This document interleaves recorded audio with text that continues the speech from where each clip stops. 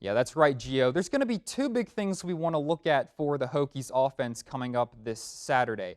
The first one is the performance of Marshall transfer quarterback for the Hokies, Grant Wells. Now, he had some good plays against ODU last Friday, flashed the arm, the accuracy, a little bit of his mobility, but still ended up with a pretty dissatisfying stat line of 21 for 36 with only 193 yards, 1 touchdown passing, 1 touchdown rushing, but 4 interceptions, including the third interception he threw near the end of the fourth quarter, which ended up setting up ODU's game-winning drive. He's really going to have to clean that up if the Hokies want a chance at getting the ball through the air. Now, as for the other thing we're looking at, the health of Caleb Smith, Tech's #1 wide receiver, has been a massive issue over the course of this week. He had a pretty good first half against ODU, racking up 3 catches for 45 yards, including a 39-yard connection from Grant Wells to himself. But he left near the end of the second quarter on Friday with a nondescript lower body injury and did not return. Pry has since listed Smith as day-to-day over the course of the past week when the media has talked to him during practice, and he is trending towards starting on Saturday. The Hokies are definitely going to need Smith to be as close to 100% as possible if they want their passing game to succeed. Now, why is all this important? Why are we talking so much about Tech's passing game? Well, look at Boston College's really good secondary. They ranked #3 in the nation in passing defense in 2021. Most of the pieces from that secondary are returning this season, and last week in their 22-21 loss against Rutgers, they held the Scarlet Knights to just 110 passing yards. That is a very good Boston College Eagles secondary that Tech is going to need all of their weapons to attack. At 20-6 on the season and 9-4 in ACC play, number 19 ranked Florida State is tied with Virginia Tech for the 3rd place in the ACC standings. Coming off an 86-82 road loss to Miami, the Seminoles will travel to Blacksburg on Sunday, looking to break that tie with a win in Cassell Coliseum. Currently projected as a 5th seed by ESPN, head coach Brooke Wyckoff and company are looking to jump to at least the 4 line so that they can host their own NCAA tournament games. And this team might just have the talent to do just that. They're 7th in the nation in both scoring and rebounding, while relying on their big 3 of freshman guard Natia Latson, Kentucky transfer guard Nat Jasmine Massengill, and forward Michaela Timpson. Latson and Massengill might be one of the most underrated backcourts in the country, with Latson ranking 7th in the country in scoring at just over 22 points a game, while Massengill leads the conference in assist-to-turnover ratio at 2.6. Oh, and they both shoot over 36% from three-point range, as if they weren't already scary enough. Meanwhile, Timpson mans the paint while doing just a little bit of everything. She leads the ACC in field goal percentage at just over 60%, and in blocks at 2.4 a game, while ranking 3rd in the conference in rebounding. This squad's play on the court gives them an excellent chance against the Hokies, but history is also on their side this time around, as the Seminoles have won a whopping 17 of their last 20 games against Virginia Tech, including 9 of their last 10. Granted, their most recent matchup in Tallahassee was a 92-75 beatdown W for the Hokies, but that was before Latson and Massengill came into the fold. The Seminoles will look to lean on those two, in addition to Timpson, in order to reassert their historic dominance against a rising Hokie squad. Back into Lane Stadium as Virginia Tech only leads the Wofford Terriers by a score of 3-0 as they're now driving to the other end of the field. Yeah, swap ends to start the second quarter here, and 3rd down and medium. You have to think if Wofford can get another stop, force the field goal, that's a win. Bend don't break. Absolutely. We said that at the top of the broadcast. Wofford, of course, coming in, having not scored a point all season. Even just 3 points against Virginia Tech would be big. 2 receivers out to the right currently. Wells in the shotgun with Holston on his left hip. Caleb Smith right there on the left, right next to Nick Gallo. We'll definitely want to watch him. Might be a breaking route to the end zone here to try and wake up the Wofford defense a little bit. Here we go. Wells waiting for the snap. Here it is. He's back to pass. Looks left. Avoiding the pressure. Gets a short pass that was intended for Jalen Holston, but it's thrown in the dirt.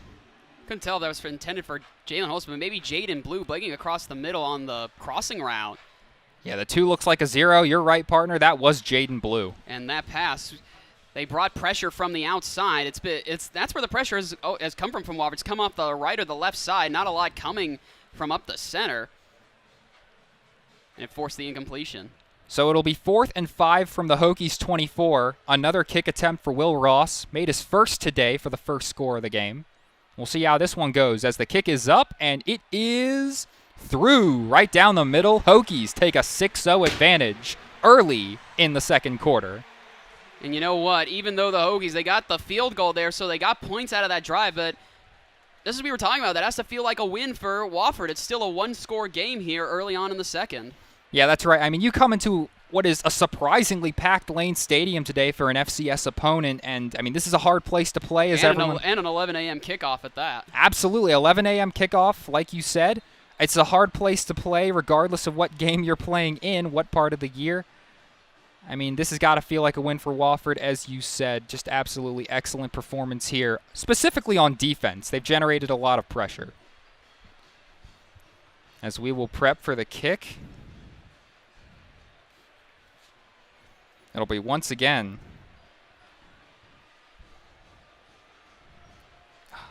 It's like it'll be once again Kyle Lowe to kick off for Virginia Tech, and back deep yet again will be Kyle Parsons and Garrett Vernon.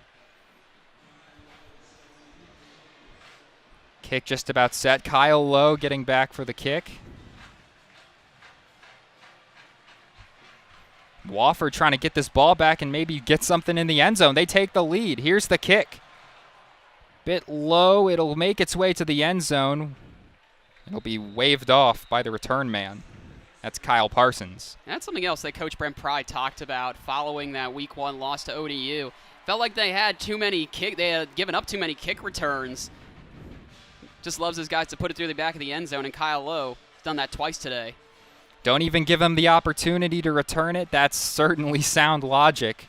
As the Terrier offense comes back out, Jimmy Wyrick hasn't been terrible today, but still looking for something to break his way, to break this offense's way. Also see, looks like David Leggett the first time today is in a twin back look. Bit of a pseudo wishbone look as we're in the shotgun. And the handoff is to Nathan Walker up the middle. Gets a nice 5-yard gain before being taken down by one of the safeties. Yeah, didn't quite. Trying to back down Caleb Washington, using some crafty spins, gets it off the glass. What a move from the Hokies' leading scorer. Washington now gets it to Holmes at the top. Looks like Schroff-Yamps is out of the game for the first time today. Might be getting that ankle looked at. He may have just needed a break. I think he's just sitting down there right now. Kobe Brea, he'll take a contested 3, and that one's a miss. Kobe Brea, A10 6th man of the year last year in 2022. He is shooting at an 18% clip after an amazing 3-point season last year. Sean Padula finishes to the cup. Hokies up 25 now. With Basili on the bench, you got Sean Padula going right back at it. Catching up a little bit, has 14 now. Padula showing that scoring prowess as Kamara completely lost the ball.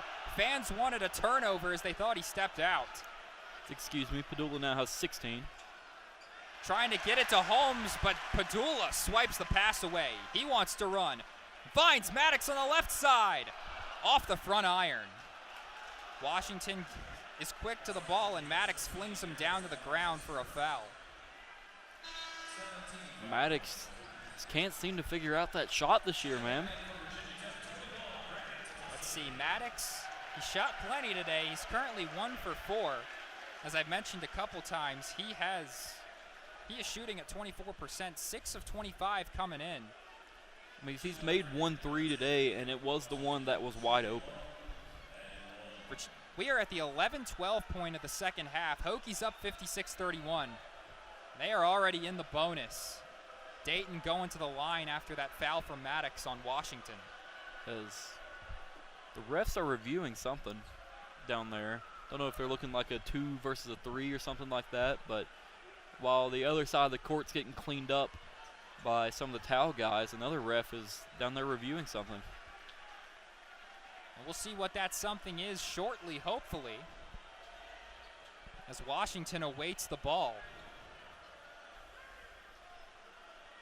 Caleb Washington, a redshirt freshman, or rather a sophomore, forgive me. Last year as a freshman, only played in 11 games, averaged 1.4 points a game and 0.7 rebounds.